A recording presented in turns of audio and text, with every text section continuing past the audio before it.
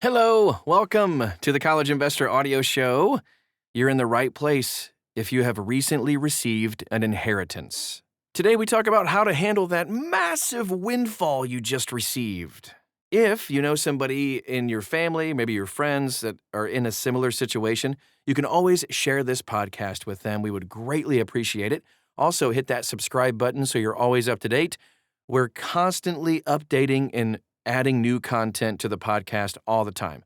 And you can also check us out at thecollegeinvestor.com. We have all kinds of links and resources for you, not only just about handling inheritances and winning at investing and money stuff, but there's also how to make more money on the side, how to create and build a side hustle, a side gig, all kinds of cool stuff at thecollegeinvestor.com. All right, let's get to this. So getting an inheritance is the epitome of a mixed blessing. For sure, you do receive a financial windfall, but the cause is the death of a loved one. And on top of all these complicated emotions, you might be dealing with the largest sum of money you've ever seen. Nobody is born knowing how to handle an inheritance. Nobody is, and few people are prepared to actually do it correctly. But if you've received an inheritance, you can take a few steps to use this money wisely. Decide who to tell. Okay, that's the first thing you got to do. Philosopher and scientist Francis Bacon once said this: "Discretion of speech is more than eloquence, and to speak agreeably to him with whom we deal is more than to speak in good words or in good order." All right, so basically, knowing what to say and how to say it is difficult, especially when you're experiencing something for the first time. And on top of that, we live in a society where constant access to social media makes it easy to overshare your life. Yeah, for sure. You may be tempted to share your new situation online. Tell everybody, yay! After all, likes, hearts, and other emoji responses you get from sharing may give you a temporary endorphin rush. But sharing your complicated emotions online is likely to backfire. When lots of people know you have money, a lot of people will start to ask you for money. The last thing you need during a time of grief is solicitations for money to help your stepdad's cousin start his beachside popcorn stand. Even sharing with close friends or family members might be unwise. Both friends and family members may treat you differently if they believe that you have some unexpected financial windfall. Money makes people do crazy things. When you first do get an inheritance, share the information with your spouse and then a tax advisor. Even if your friends suspect you got an inheritance, they don't need to know how much money you got. And then later on, you might want to share the information with some other financial advisors, your kids, or charitable organizations that you do plan to support with it. Sharing might be the right choice.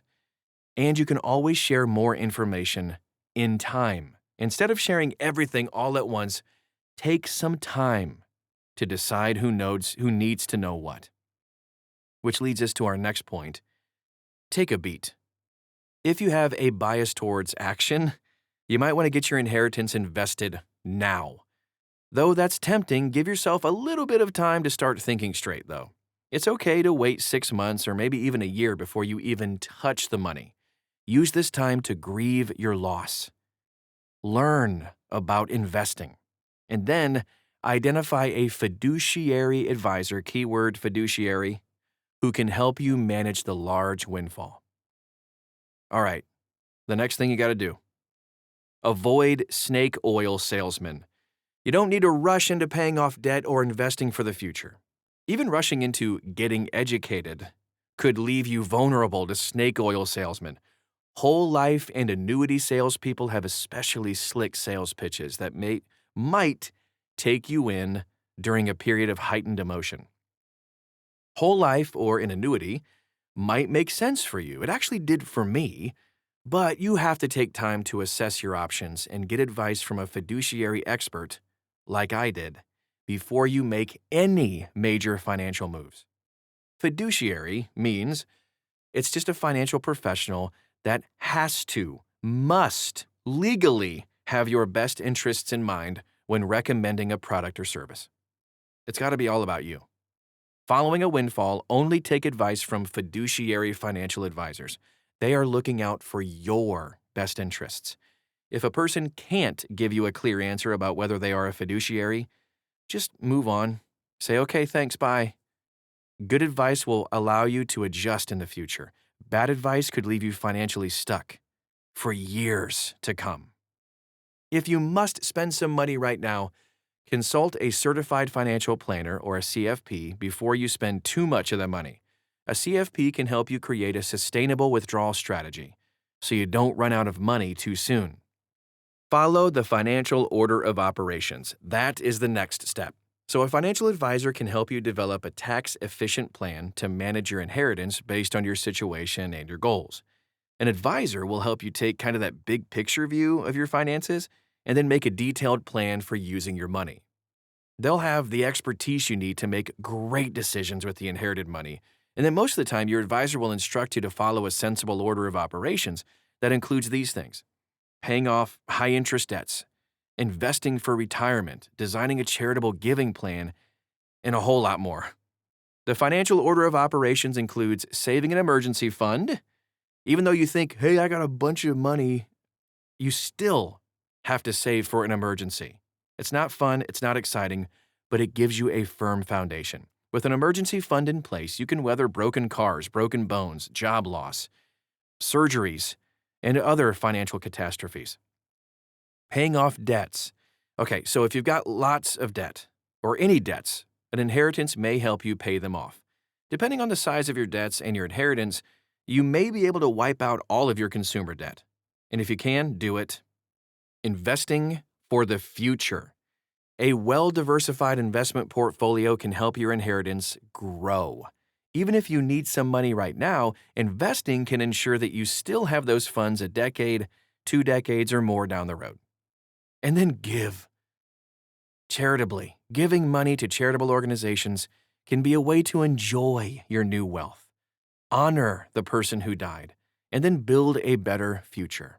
And you can probably afford to give more than you ever have.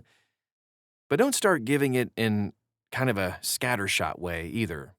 You might be able to make a deep impact by well-designed charitable giving. A financial advisor can help you plan a tax-efficient giving strategy. They may advise you to use a donor-advised fund, or a DAF, or other structures to maximize your giving and minimize your taxes. Enjoying your inheritance now and in the future. You don't want to blow your entire inheritance on low-budget vacations, Amazon purchases, Uber Eats delivery, etc., etc. But that doesn't mean your inheritance money is off limits. Instead, think about high-impact ways to spend money that you and your family will actually enjoy. Stick to the plan. Preserving wealth and growing it over time isn't magic. But a good plan from a financial advisor, fiduciary, isn't sufficient to help you grow wealth. You need to stick to the financial plan that you create. Overspending, especially buying large ticket items like RVs, houses that you can't afford, cars, can lead to deteriorating wealth. Stick to your plan. Make sure that big purchases are part of your financial plan before you sell hundreds of thousands of dollars worth of assets to finance your lifestyle. And the final take here: no matter the source of your financial windfall, the money you received is under your stewardship now. Take your time. Consult with real financial experts who are on your side and stick with your plan. When you take those steps, you stand the best chance of enjoying the inheritance, growing your wealth, and using your money in meaningful ways. And that is our show for today. One of my favorite topics to talk about, really, because it's so hard to navigate these things with all the emotional roller coaster that it entails. So glad you were here today. If you feel like you need to share this with somebody who could use this information, please do. They would appreciate it, and we would appreciate it too. Also, you can follow us all over social media. We're pretty much everywhere you are. Ask us questions, get to know us, because we'd love to help you out too. At The College Investor, just search and you'll find us. Thanks again for stopping by today, and we will talk to you again real soon.